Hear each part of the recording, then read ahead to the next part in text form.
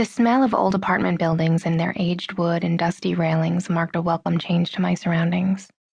I loved everything about the Bronx and couldn't understand why my parents would ever trade in the hustle and bustle of city life for Long Island. The walls of my grandparents' apartment were lined with old family photographs. Baby pictures of my grandfather that I thought were funny because he was wearing a dress, and old photos of people who had died long before I was born, taken in countries I had never given much thought to. My favorite pictures were my grandparents' wedding photos. My grandmother had been the great beauty of our family. Alabaster skin, thick black hair that had always been worn in a bob just above her shoulders, and a round face that made her look like a real-life version of Snow White. My grandfather was tall and skinny. His olive skin tone and dark hair made him look more Italian than Jewish. He looked nothing like the blind, round-bellied, pale man that I had known. My grandfather had died a few months earlier. When he was alive, he would sing me Louis Armstrong songs while teaching me to cook. He told me, "If a starfish cuts off a finger, it will grow back.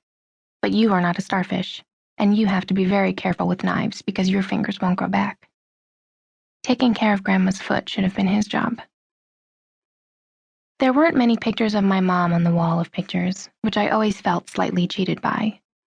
This seemed to only support my mother's argument that her parents never particularly cared much for her, a fact that I had adamantly decided not to accept. Whenever the opportunity arose, I attempted to pester my mom into liking Grandma, and Grandma into saying nice things about my mom. It seemed beyond my understanding that a mother and a daughter could not love one another. Parents loved their kids. Kids love their parents. That seemed like a universal truth. But according to my mom, it didn't always work that way. My mother was left alone for most of her childhood. She remembers being handed a box of cereal and told to watch TV and not bother anyone, or being kicked out of the house to go play in the streets when she was barely out of diapers. When she broke her collarbone on the way to school when she was 5, she listened to the school nurse berate my grandmother for not deeming it important to come pick her daughter up and take her to a doctor. Grandma told the nurse my mom could walk home after school and she would deal with the problem then. But the biggest area of neglect in my mother's upbringing was her back. During a routine doctor visit when she was 7 years old, the family doctor informed my grandparents that their daughter had already started to show strong curvatures in her spine.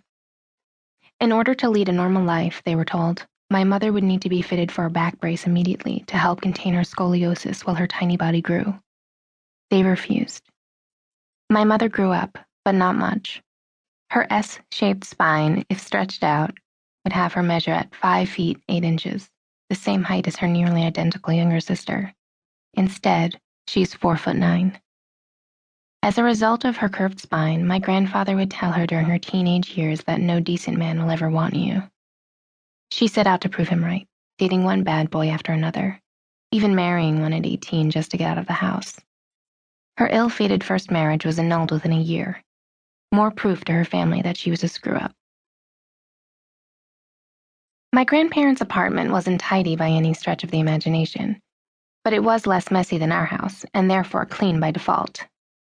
I slept in the room my mom had shared with my aunt until she left home, and my mom slept on the couch in the living room. There was a third bedroom in the apartment, but it was full to the brim with things no one used. It didn't strike me as odd that my grandparents had a junk room. There were plenty of rooms in our house we didn't use. Despite the cool climate between her and my mother, I liked Grandma. She read the newspaper to me every day. One day she read me the story of a girl my age who had fallen down an elevator shaft not far from where Grandma lived and had died. I made her read the story to me over and over again.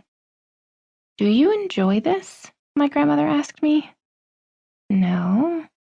I did, though. I was fascinated by the idea that someone my age could die, but I didn't want to tell her that. I liked our daily newspaper reading, and I didn't want her to stop.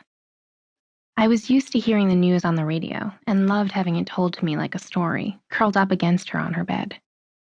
At lunchtime, she would make us peanut butter and jelly sandwiches on cinnamon raisin bread.